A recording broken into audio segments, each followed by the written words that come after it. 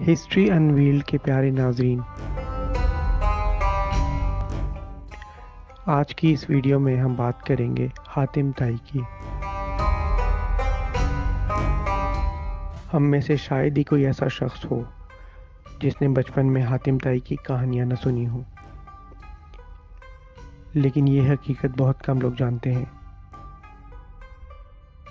کہ حاتم طائی صرف الف لیلوی داستانوں کا ایک کردار نہیں بلکہ عرب تاریخ کی ایک مشہور شخصیت بھی ہے۔ حاتم طائی کون تھا؟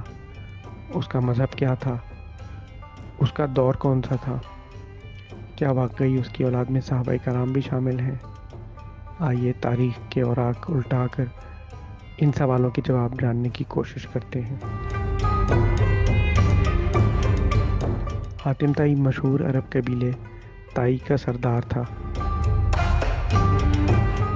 اس کی وجہ شہرت اس کی سخاوت تھی۔ کہا جاتا ہے کہ اس کے گھر کے کئی دروازے تھے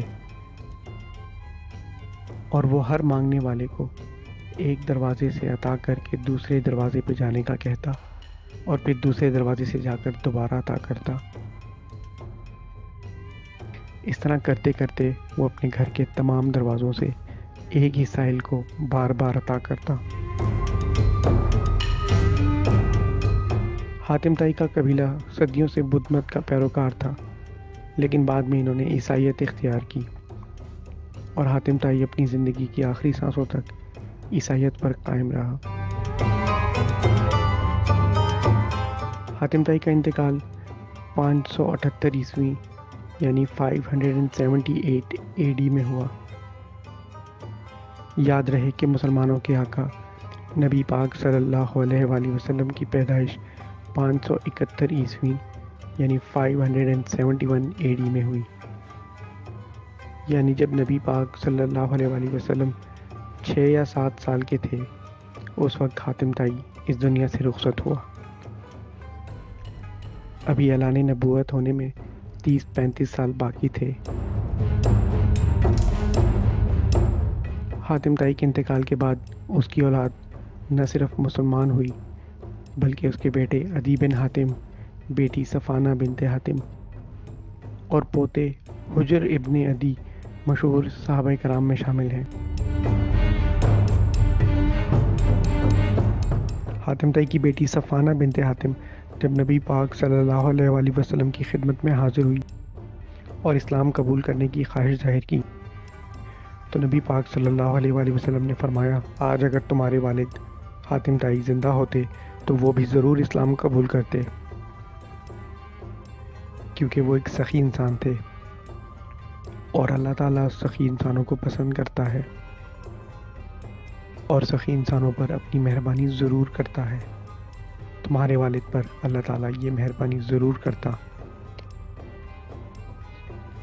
کہ انہیں حق کے راستے کی پہچان ہو جاتی اور وہ اسلام قبول کر لیتے۔ حاتم طائی کے انتقال کے بعد ان کے بیٹے عدی بن حاتم کو قبیلے کا سردار بنایا گیا۔ عدی بن حاتم رسول پاک صلی اللہ علیہ وآلہ وسلم کے صحابی اور حضرت علی کے قریبی دوستوں میں سے تھے۔ انہوں نے جنگ نہروان، جنگ جمل اور جنگ صفین میں اہم کردار ادا کیا۔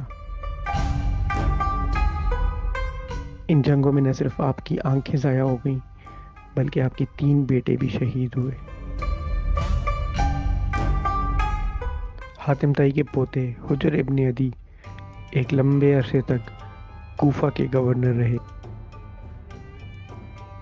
لیکن بنو امیہ کے دور میں جب اس وقت کے حاکم نے یہ حکم نامہ جاری کیا کہ ہر صوبے کا گورنر اس بات کو یقینی بنائے کہ اس کے صوبے میں جتنی مسجدیں ہیں ان کے ممبروں سے حضرت علی اور ان کے ساتھیوں کو برا بھلا کہا جائے، ان پر لعن طعن کی جائے، تو حجر ابن عدی نے اس حکم کو ماننے سے انکار کر دیا، جس کے نتیجے میں انہیں گرفتار کر کے قتل کر دیا گیا۔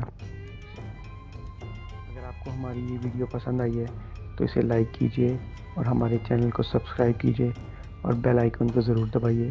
ملتے ہیں کسی اور ویڈیو میں۔